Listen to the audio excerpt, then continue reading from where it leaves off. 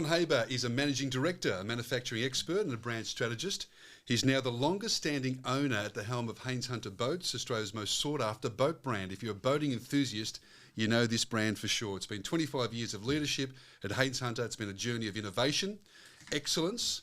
So let's meet the man at the heart of getting Haines Hunter to become one of the trusted boating brands in Australia and beyond. It's been 25 years of consistency in delivering some of the best fishing boats in Australia and beyond. How did he do it? Well, he's here. John Haber, welcome to our studios. Good to have you here. Thanks, Pat.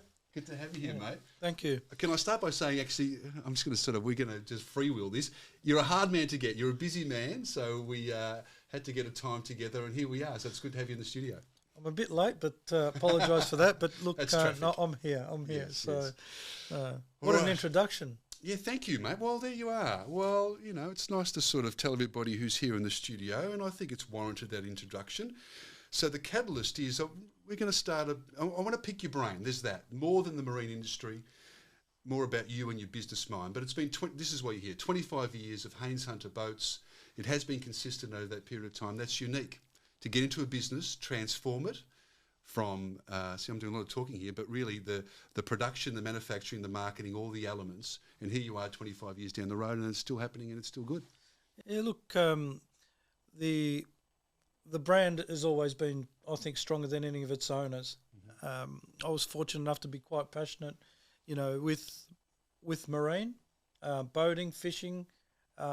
So when you go to work, it certainly makes it a lot easier. Yes. But I've been involved in other businesses, as you know, which have given me the opportunity to take some of the skill sets from the past and bring them into the marine industry, more into the manufacturing at Haines Hunter, and build the team, because it's all about our team. You know, we've got a fantastic team of people, and over 25 years, some of those people have changed. Yes. You know, some have retired, some have gone on to, you know, becoming great apprentices and moved up the scale within the Haines Hunter organisation. Mm. But I think the key criteria that I've worked with is, you know, having that passion to try and deliver or over-deliver, whether it's a service or a product, more than what the customer is really looking for. Mm. And as you know, building boats is not an easy, you know, task. Yep. And I think that one of the things that really gets me over the line is the passion I've got for boating and the marine industry. Yes. Right. So I was thinking about that because you've got a business mind and you're a business person. You've seen an opportunity with the Haines Hunter brand, which you say it was a strong brand when you got involved, but you've grown it from there. But you do have a passion for marine. So you had a Haines Hunter, so you enjoyed boating and fishing and thought, I want to buy the business, and the opportunity presented itself. Look, my journey with Haines Hunter started pretty early. Not too many people know this, but I started, you know, my fishing career started with fishing with my cousin at the time. You know, that passion that he sort of instilled in the boating and the fun that came with the boating and the lifestyle and the memories that I've got are the things that I talk about today, you know. When I started at Haines Hunter and I bought my first Haines Hunter in 1992, I developed a very good connection with the dealer, which I take today, and I understand the importance of having a good connection, not only as a manufacturer, but also as a customer within the dealership. Yeah. Because that opportunity from the dealer allowed me to work at the boat shows for this particular dealer, which was Gales Marine at the time. Yeah. And thanks to Neil Gales, started the journey and the connection to meeting a lot of the people from the Haines Hunter organisation. Yes. Just to clarify that, he invited you to the boat show because you were a customer who liked the brand and could connect with people, and he got you to just come to the boat show and talk to people? He did, and he was a great guy, you know, and I'm very appreciative for Neil giving me that opportunity. I mean, we had a lot of fun. Yeah. And the beauty is I was at the boat show as a customer selling Haines Hunter product, which I'd purchased, and I would be able to explain to any customer or potential customer that I'm not a salesman. I'm an owner of the boat that's been happy with the service from the particular dealer, and also happy with the product. So because I knew a fair bit about my own boat, I was able to share some of those experiences, and I wasn't trying to sell the boat. I was actually telling them more about the product and how I used it and the experience that I had, and that went a long way. It's a clever move from the guy who got you there as well. Very clever, and that's one of the learning things. One of the things that I've learnt through the career is to have that connection with our customers to a point where they can also get passionate, get behind the brand that they love, and continue to service other customers through them. Yes. Oh, it opens up because that's before you got the brand, but as you mentioned that passion. So is it important for people viewing or listening? It's a bit of a cliche, going with your passion. Going with something you love to do because it doesn't feel like a job and all that stuff that they say. Is that sort of driven you through the 25 years? You love it. You still love being around boats and making boats and innovating and all that sort of stuff. I think my passion for boating is one thing. I've got a passion for manufacturing and also running a business. I've had that opportunity at a younger stage of my life to have that experience in the business world and manufacturing things, and connecting all the dots together. I mean, really, if I had to go through from the start, my career probably, if I look back, probably started when I was working at McDonald's. And at McDonald's, they're so methodical in the way that they deliver a product. And back in the day, you'd had a system that was so clever that you could have 15, 16, 17-year-old kids running your whole kitchen. Yes. And the amazing thing is it gave opportunity for people to come into the workforce at such a young age. But the simplicity of the tasks that each individual had to produce was made so simple that anyone can do it. How many times? I'm trying to think of the name of the movie. How many times did you watch the movie about the McDonald's? The McDonald's brand. Quite a few times. Yeah, it's quite an amazing story. Amazing story, and that's what he did. He worked it out. And the things that I took from that was, the simplicity of making a task is the benefit of getting a consistent product, but also McDonald's were very clever because they were using kids, and kids don't get paid as much as adults. So the cost of making this product also reduced. So it was one of the cost-saving things, and it was a lot easier to get people to work in that type of environment if they're kids and giving them opportunity than to get adults probably flipping burgers. Yes. All right, so off that, you've walked into Haines Hunter and you've seen the manufacturing process, and the brain started thinking, I could maybe improve this or change this, which would get resistance as well. But anyway, the first day you walked in, I'll try and connect all the dots for you. Yeah. So when I finally left McDonald's, I was actually at uni, and I got a job at the Hilton. And so McDonald's taught me, customer service, and taught me processes that I wasn't aware of at the time. Yeah. But, the dots then started to formulate. When I worked at the Hilton in the banquet houseman division, so we were in the banquets division, that taught me about customer service and setting things up right and delivering things at a high level. So the customer service, having that interaction with the customer, was something that I picked up through working at the Hilton Hotel. And I spent quite a few years there. I spent about 4 or 5 years, whilst I was at uni. And then from there, once I finished my schooling, my degree, I left that job to work in a food manufacturing plant, which then taught me about processes again, customer service, but it taught me about making things that needed to be absolutely perfect, because you're dealing with food, human consumption, and things got tested regularly. So I worked as a production manager there for quite a long time, and connecting the dots together, where I then left that particular job and went to work for another place where they manufactured labels for the fashion industry. And that was quite a challenging job because it was manufacturing and dealing with difficult people, and we were dealing with adults. And again, in the food manufacturing plant, we had a lot of multicultural, it was a multicultural workforce. Not everyone got along. But in order to get the best product out of your manufacturing, you needed to work out the solutions. Yeah. So once I I've developed those skills, I was able to go out and work for someone and connect up all the dots in regards to customer service, manufacturing, getting things lean. And I thought, what am I going to do? And I ended up then going out and working for myself. So I went from, setting up a cleaning business, and the manager at the time said, I can't believe we'll pay you more money, just stay on with us. So it's not about the money. I feel like I've made myself quite obsolete here. Everything is running well. And he said, what are you going to do? And I said, I'm going to open up a cleaning business because everyone promises the world and delivers zero. So it shouldn't be too challenging. And that went really well for us. And that then gave me the opportunity to buy Haines Hunter. So that's the lead in on how I got onto the Haines Hunter brand. Yes. So all these skills are coming your way. You're learning them as you go. Then the courage to go do it yourself. But as I hear you say that, I think that the difference is that you were paying attention and learning. I mean, there's many people who go to Macca's and the Hilton and they think it's a job and that's fine. Yep. But you must have had in your mind, they say treat the business like it's yours when you go in there. You're paying attention and learning as you go. Would that be right? I'm making some assumptions because there's something different about John at the Hilton because you were thinking, that's interesting. Wherever I've worked and whatever I do, most people know that I'm a bit of a perfectionist. I like things done right. Yeah. And, I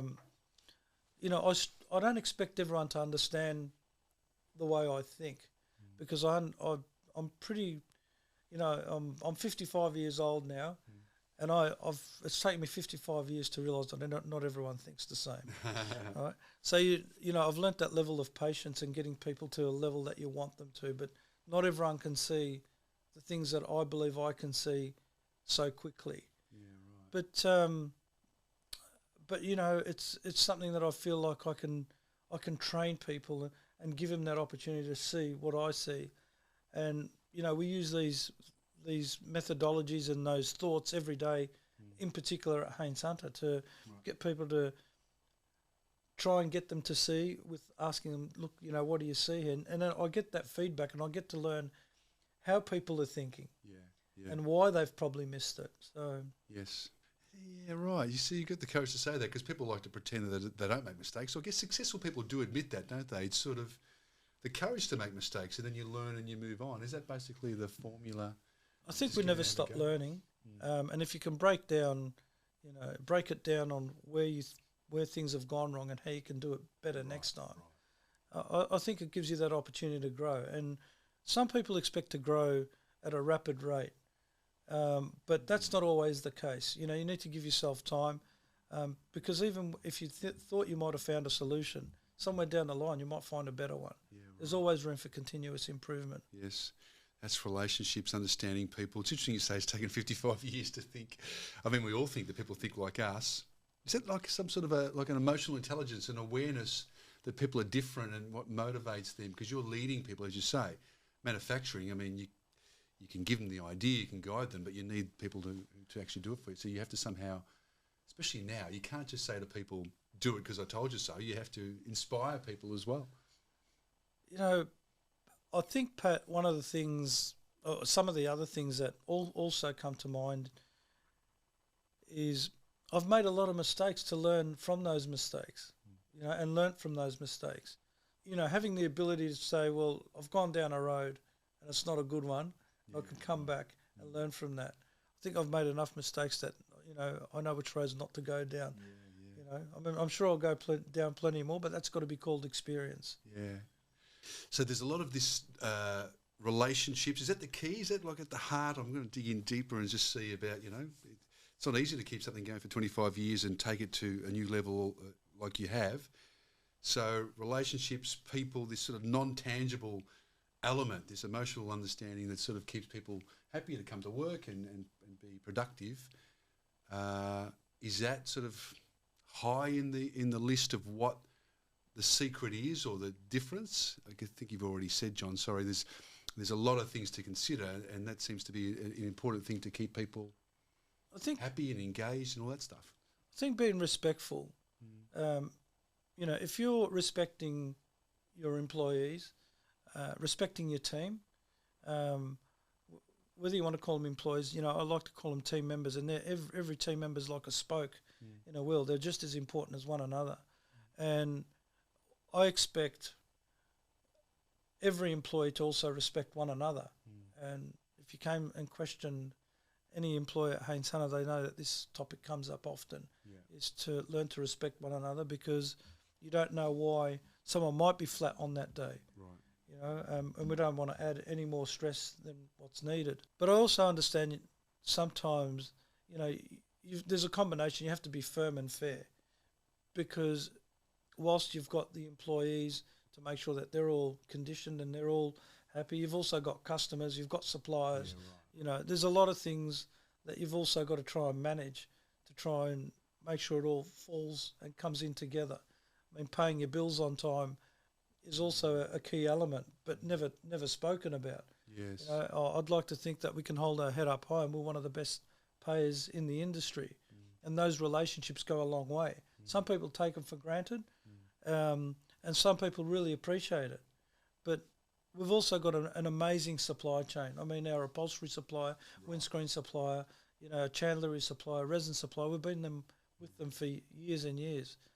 And I think having that consistency in that relationship is just as important as having the relationship with the people on the floor. Is that why it takes time, when you say it takes time to build? Because you've got to find the good supply chain and the good relationships, and some work and some don't. So that just takes time. There's just patience.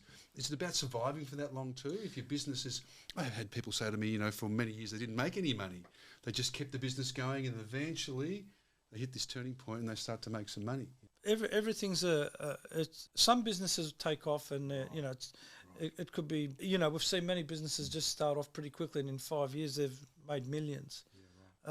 Certainly, That's all the techie stuff, isn't it? All that stuff. Certainly in the boating industry, I haven't seen anyone actually come in and just make millions. You know, ours is a slow but consistent burn. Right. And you know, it's been an interesting journey. We've been able to adjust to that. You know, people have often said to me, "Do you want to grow the business any further or any more?" I want to concentrate on delivering a good quality product to the customer at the right time, on time, at the right price. And you know, there's enough in that, you know, to work on.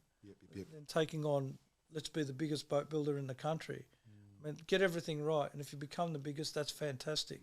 Okay, so growth takes time and mistakes. Is it a doubles game?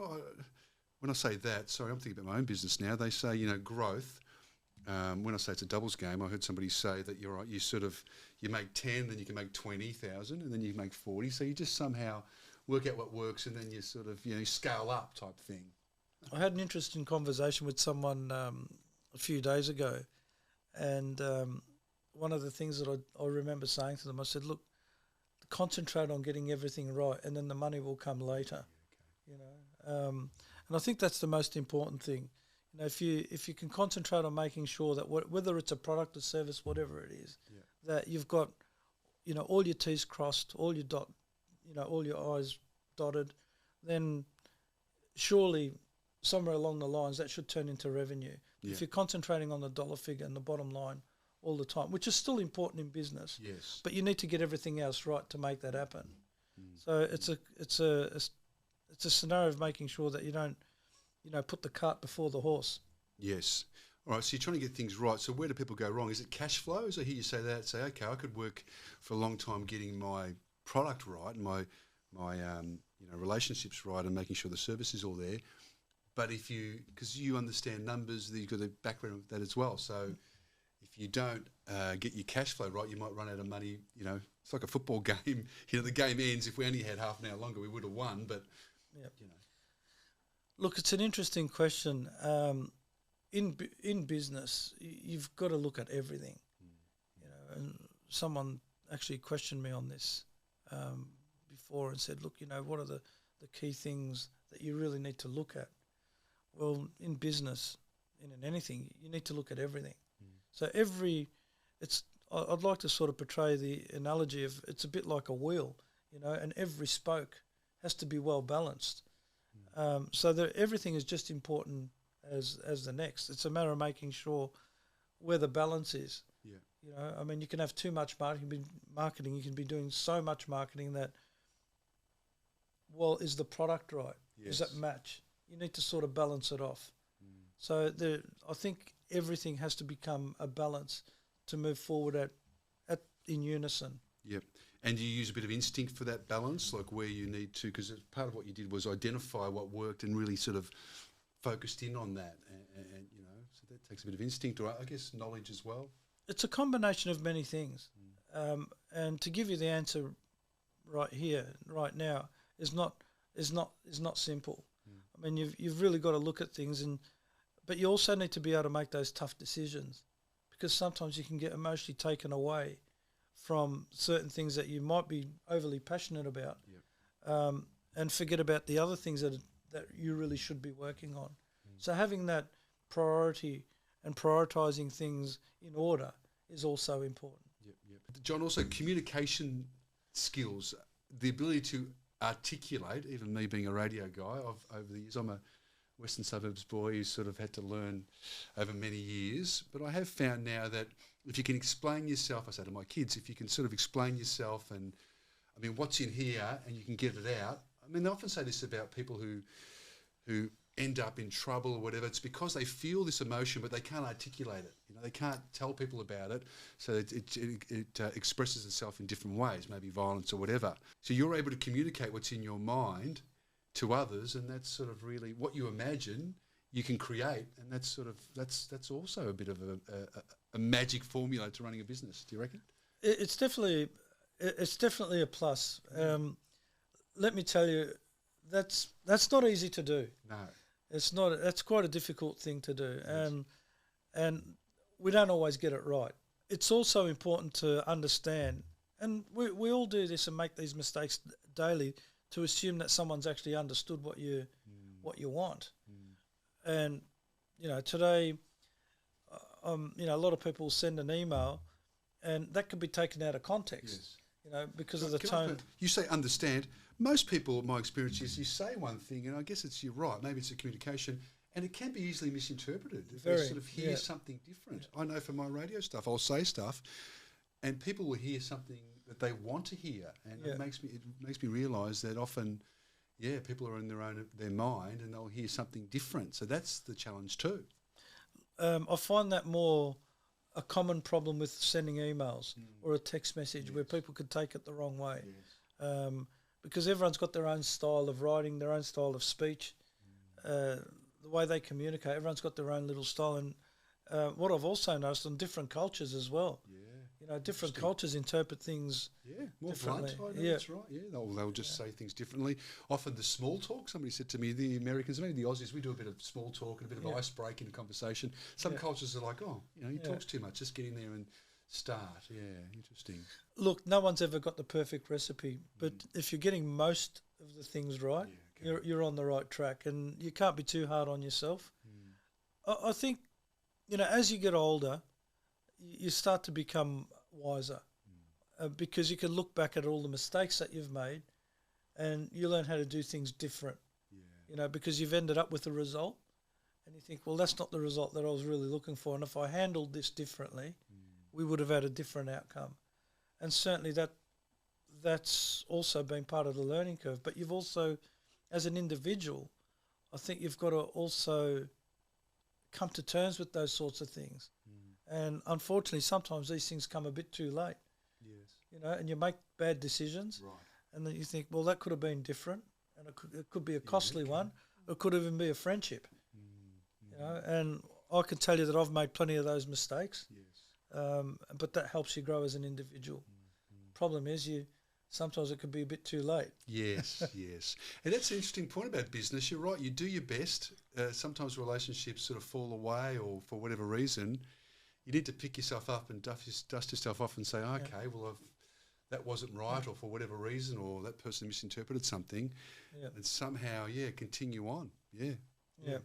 And look, there's also you know, this happens in friendships. You know, when you're in business, you know, you got to choose your friends carefully. Yes. You know, because some people, you know, you realise that they haven't been through that growth journey or have had that experience. Yes. And you know, maybe later on in life they need to actually understand that they've made a mistake as well. Yes.